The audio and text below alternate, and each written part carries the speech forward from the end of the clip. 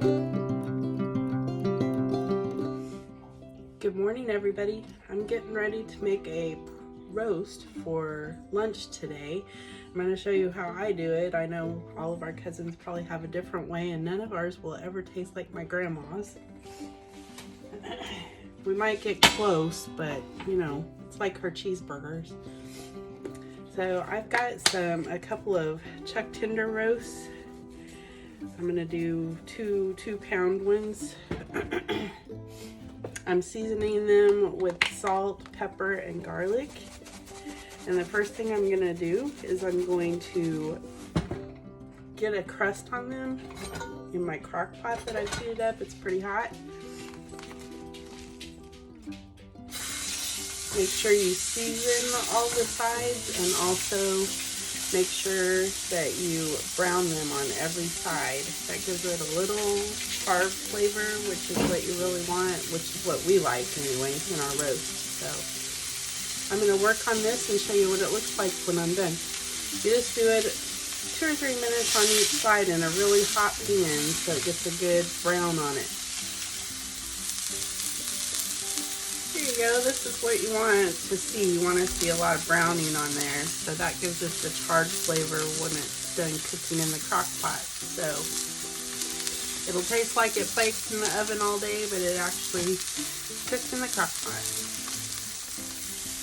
And just like this, like I said, you want to brown it on every side of the roast so you get that charred flavor going all through it.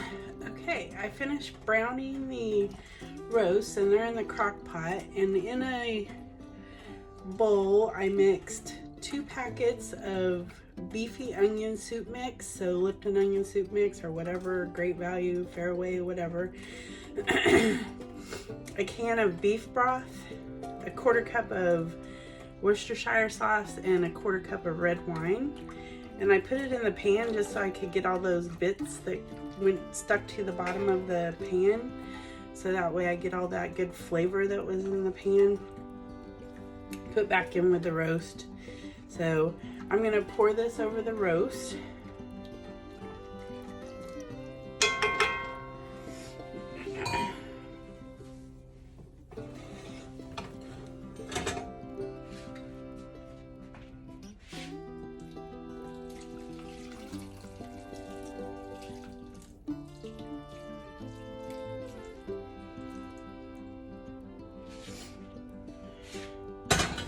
Now it's got all that good flavor from the pan.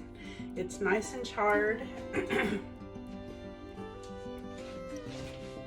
then my husband likes onions with his roast, so I just sliced up an onion really thick, like a big onion ring probably, and set that right on top. And then this is gonna set on high for about 5 to 6 hours, and then it will be ready for lunch. So I'm gonna make a side with this. It's a cornbread casserole, so when it gets closer to time for this to be done, I'll show you how to do that. See you in a little bit. Okay, the roast has been in the crock pot most of the morning, and it's almost time for lunch, so we're getting ready to make our side. I am making a corn casserole.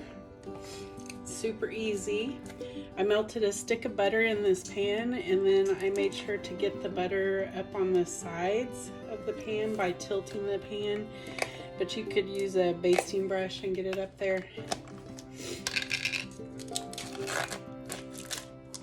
It's all going to be made in the pan. So I got a can of whole kernel corn.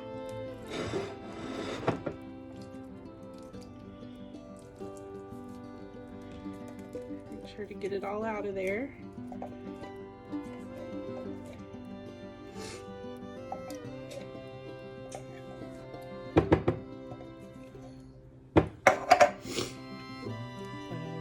So I put it right over the butter.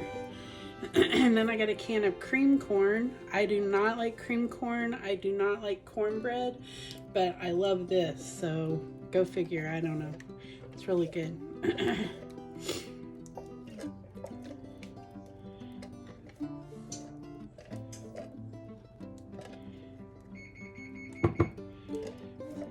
the cream corn in there, mix it with the butter and the whole kernel corn. Then I'm going to take a 8-ounce container of sour cream. Just plop that in there.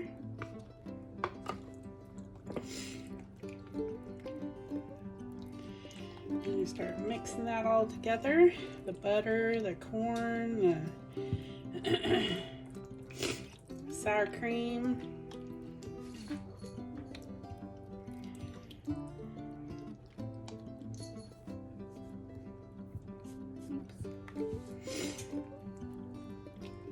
I really should start wearing an apron.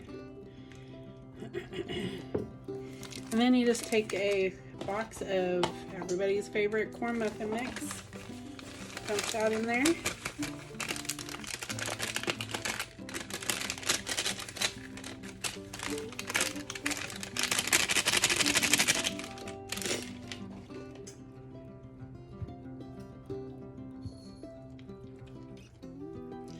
You could mix cheese in this, you could mix jalapenos, some green chilies.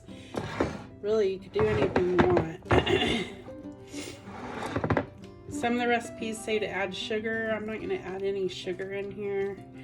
I think the corn and the cornbread mix have enough sweetness to them.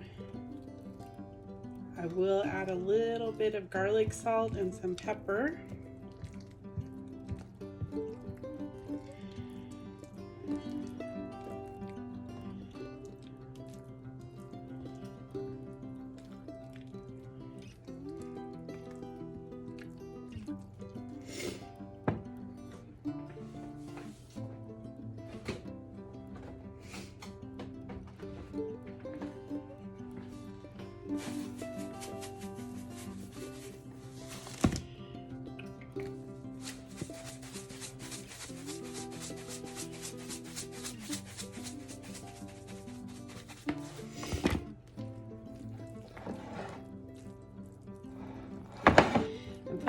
Is all there is to this. I'm going to bake it about 35 to 40 minutes.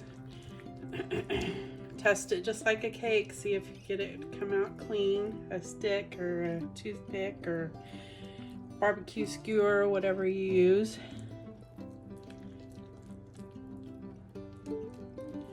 Super easy, super good. And this is what we're going to eat with our roast.